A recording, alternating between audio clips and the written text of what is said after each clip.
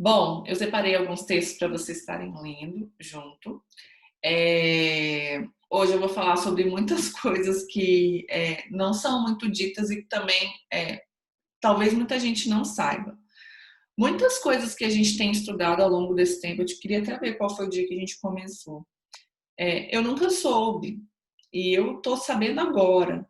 Então, às vezes a gente olha alguém que está falando, alguém que está passando, e fala, nossa, quanto. Não, foi coisas que eu fui agora atrás, coisas que eu busquei, que eu estou descobrindo junto com vocês. Por isso que eu falo tanto que tem me edificado esse tempo da gente junto, né? E hoje eu vou falar muita coisa sobre escatologia. O que é escatologia? É o estudo dos últimos tempos. Então, por isso que eu separei alguns textos de Apocalipse. É muito mais profundo do que o que a gente vai falar. Mas dentro do pouco que a gente vai falar hoje, eu acredito que vai ter muita novidade e coisas que talvez alguém não tenha ouvido. E eu queria muito que, se tivesse alguma dúvida, vocês perguntassem. Por causa disso tudo, a gente também hoje só vai fazer o 19, porque é muita coisa. E o 19 mistura muitos assuntos. Então, a gente vai falar bastante para a gente não passar o tempo, não ficar só no 19. Então, vamos lá. O capítulo 19, a gente terminou, né, o 18 com a história do cego, né, que era Lázaro.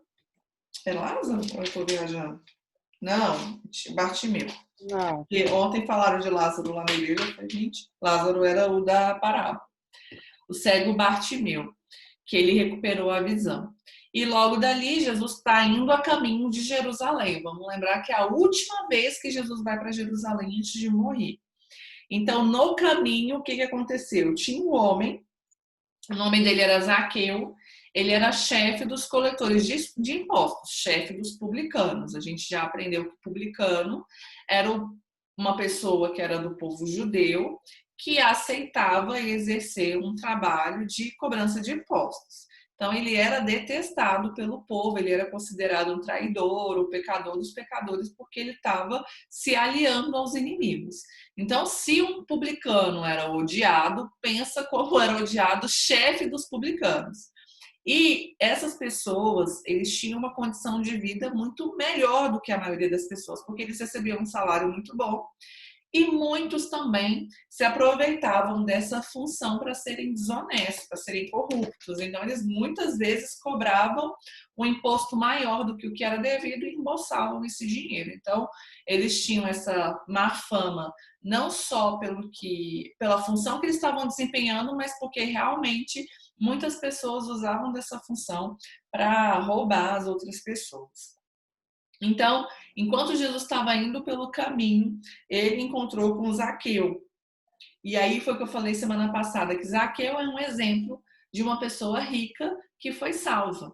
Então, às vezes a gente tem que prestar muita atenção no que está querendo dizer do que no pé da letra, estritamente. Se Jesus fala, né, que é mais fácil passar um camelo no fundo de uma agulha do que um rico ser salvo, e a gente se ater só a isso, a gente vai falar, não tem como. Só o fato da pessoa ser rica, ela já está numa situação de desvantagem. Mas a gente tem que olhar para por que isso foi dito. Aí a gente olha, por quê? Porque geralmente uma pessoa rica, ela se apoia na riqueza dela, ela confia naquilo, ela fica envolvida nessa falsa segurança, que foi o que a Ana Paula ressaltou, né? E aí ela fica mais difícil de se render, de se entregar, de abrir mão de tudo que ela tem pelo reino de Deus. Então o contexto é esse. E o que aconteceu com Zaqueu? Zaqueu, primeiro, ele se interessou, ele queria ver Jesus. Só ouvir falar sobre Jesus para ele não foi suficiente. Só saber que ele estava passando por ali não foi suficiente, ele queria vê-lo, né? Imagina hoje em dia, né? Que quem é de Brasília tem o costume de ver isso, mas quem não é, quando vê, fica muito uau.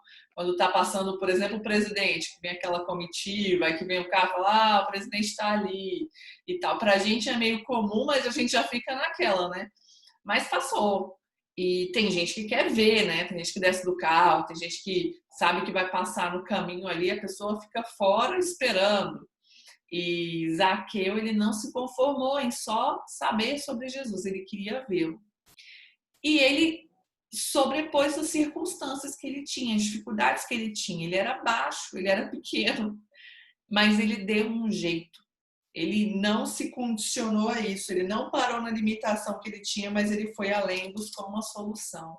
Então, quantas vezes a gente olha para uma circunstância e fala assim, eu queria, até que queria, mas não dá, não tem como. Sempre tem um jeito, sempre tem uma forma de ser feita. Isso depende muito mais do nosso interesse do que da nossa circunstância, né? E Zaqueu sobrepôs a circunstância dele. Subiu numa árvore. Eu tinha até separado a foto para mostrar para vocês. Lá em Israel tem inclusive uma figueira brava no meio do caminho, que o povo gosta de falar que foi a figueira que Zaqueu subiu. Eu estou colocando aqui para vocês. Mas não tem como, né, a gente afirmar isso, ainda mais tanto tempo depois. Mas aí o que a gente pode afirmar dessa figueira brava que tem lá, que eu achei aqui, vou mostrar para vocês.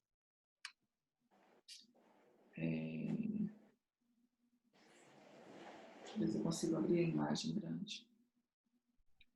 O que a gente pode afirmar disso? Que era uma árvore desse tipo. Deixa eu compartilhar a tela aqui, para vocês verem.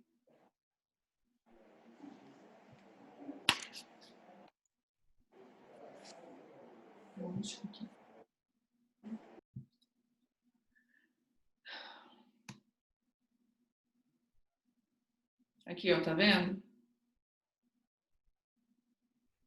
Conseguem ver? Acho que aqui bem nesse...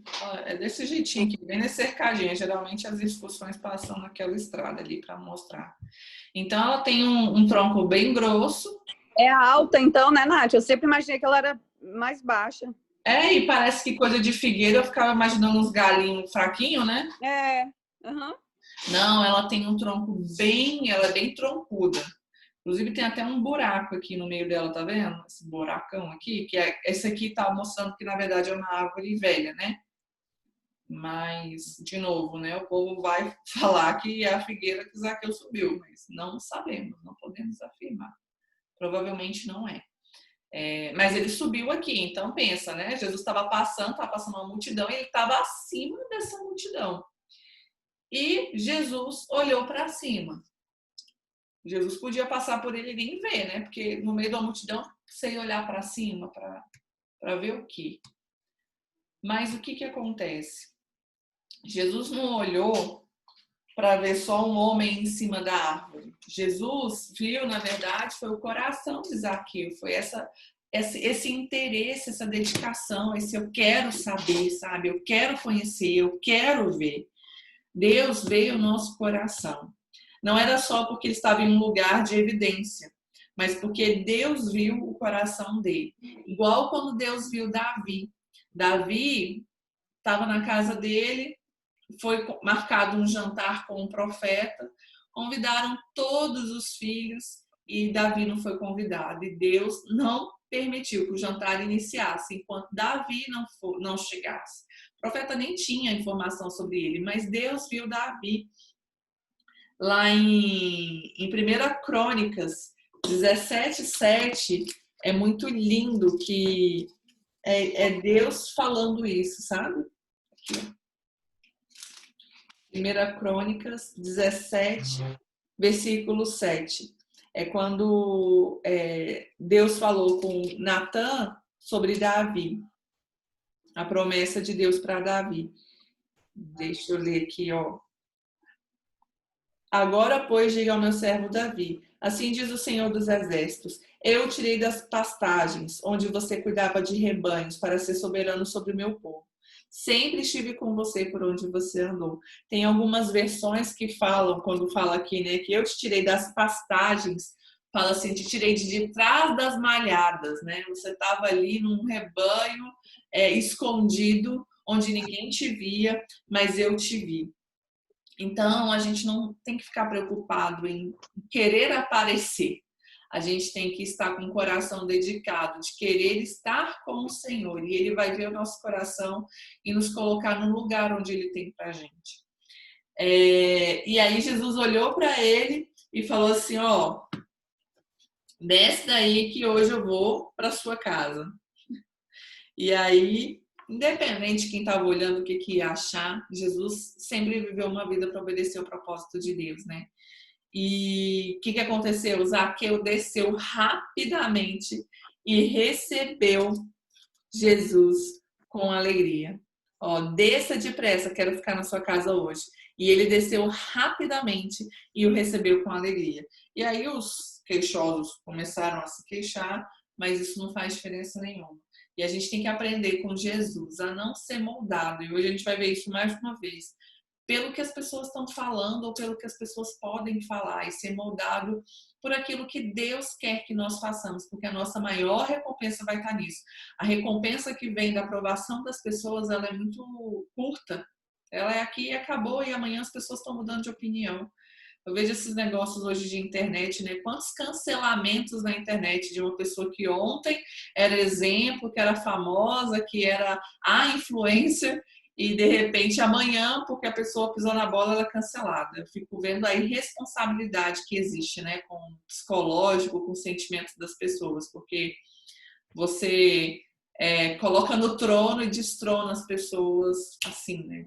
E se a gente fica ligado nisso, a gente fica vulnerável e sem percepção do que é a verdade. E a verdade é a vontade de Deus para as nossas vidas. Não importa o que pensam a seu respeito, a porta do reino não está na mão de pessoas. Lembra quando a gente viu lá em João 10 a parábola das ovelhas, né? Quando fala que Jesus era o pastor e tudo lá, fala do porteiro, que o porteiro abre a porta para o pastor. E esse porteiro é Deus. Então, quem cuida dessa porta, quem cuida desse acesso é Deus. Não são as pessoas que estão te criticando, não são religiosos que estão querendo impor situações, mas o porteiro é Deus e é Ele que abre a porta. E o que aconteceu que evidenciou a conversão de Zaqueu? Uma mudança de comportamento. Ele se transformou. Ele falou assim: olha, eu estou fazendo algo.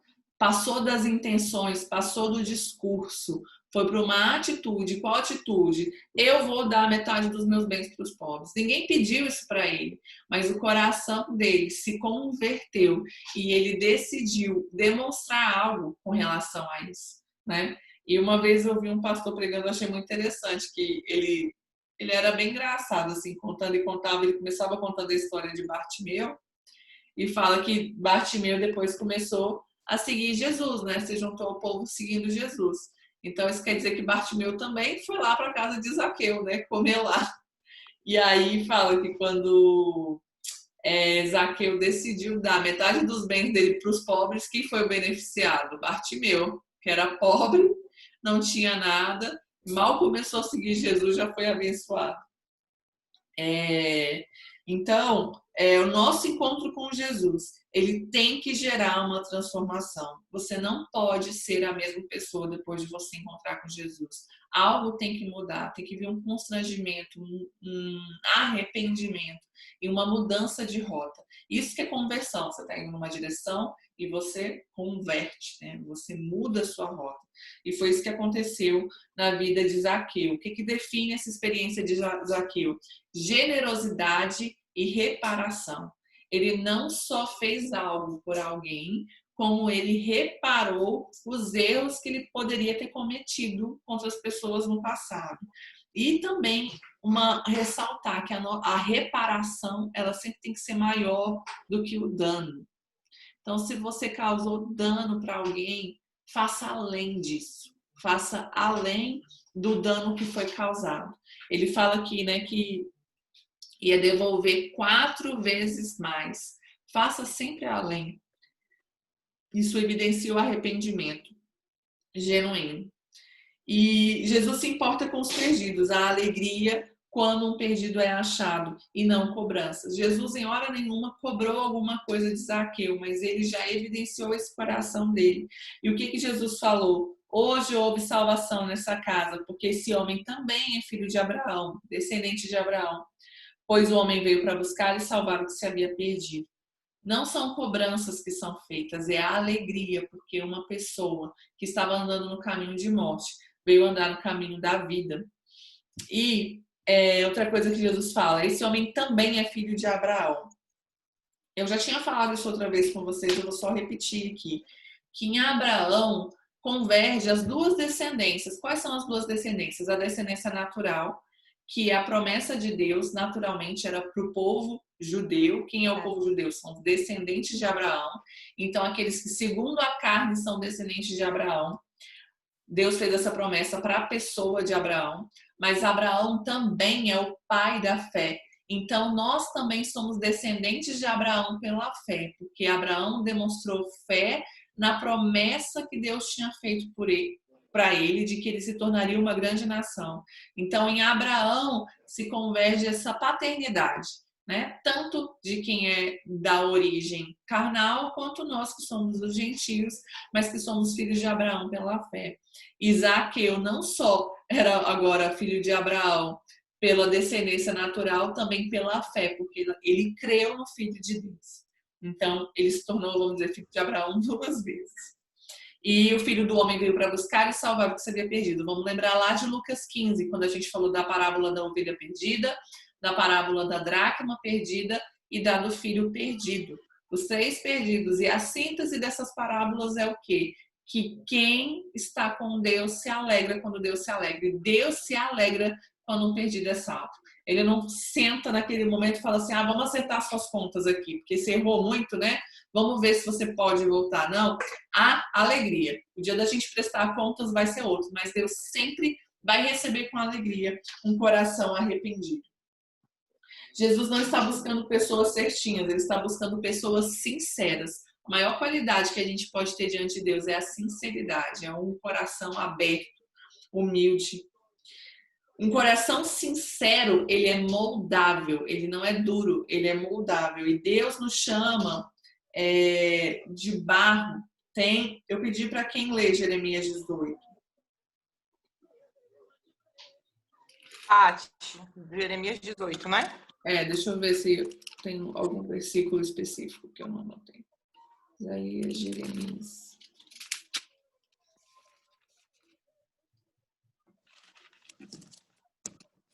Aí lê até o 4. Do 1 ao 4, né?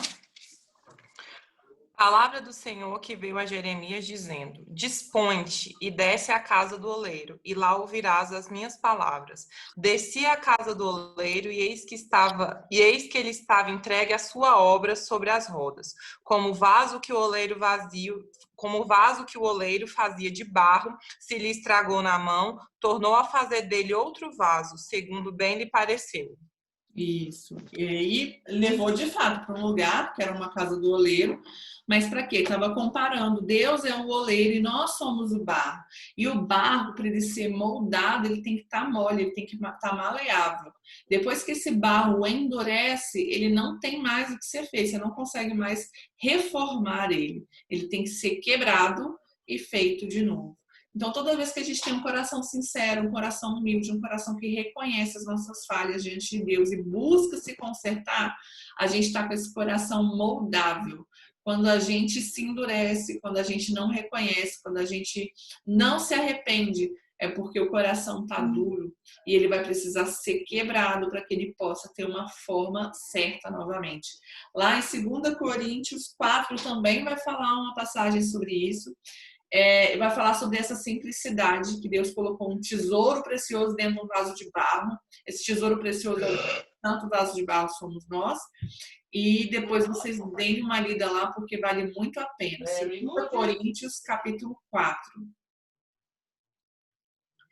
E logo depois da conversão de Zaqueu, a gente vai entrar na parábola das 10 minas. Então, Jesus continua indo para Jerusalém.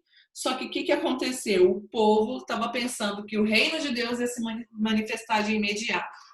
Quando a gente fala de reino de Deus, para a gente faz muito sentido pensar em algo espiritual.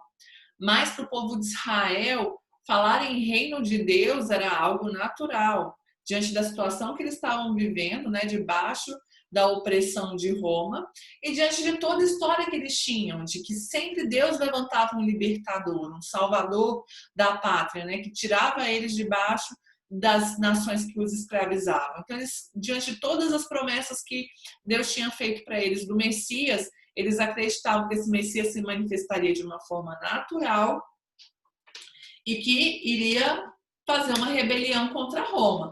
Como nessa época Jesus já estava com um ministério muito relevante, muitas pessoas apoiando ele estava indo em direção a Jerusalém, eles achavam que iminentemente o reino de Deus ia se manifestar. E aí o que Jesus faz? Ele conta essa parábola para demonstrar para as pessoas como é que o reino dele ia funcionar, que não era da forma como eles estavam pensando. E aí, vocês leram, né? Assim, é muito importante a gente ler antes, porque aqui, como a gente fala muito rápido, às vezes fica perdido. Então, acredito que todas leram. E aí fala que o reino de Deus vai ser como um homem, que ele foi ser coroado rei, e ele partiu para um reino distante para assumir esse posto. E ele depois ia retornar. E aí ele deixou com seus servos, chamou 10 servos e deu para cada servo 10 minas. Muita gente confunde essa parábola com a parábola dos talentos, mas temos muitas coisas diferentes entre elas. Tem várias coisas semelhantes, mas a base da parábola ela é diferente, porque na parábola dos talentos as pessoas receberam um talento conforme a capacidade de cada um. E na das minas, todos receberam a mesma quantidade. Cada um recebeu 10 minas. Mina, gente, é uma quantidade de prata, é meio quilo de prata.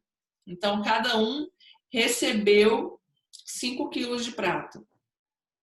E meio quilo de prata, deixa eu ver. Não, agora eu tô confusa, mas eu acho que é isso. Meio quilo de prata, cada um recebeu meio quilo de prata, não 5 quilos, gente. Essas 10 minas equivalia a meio quilo de prata.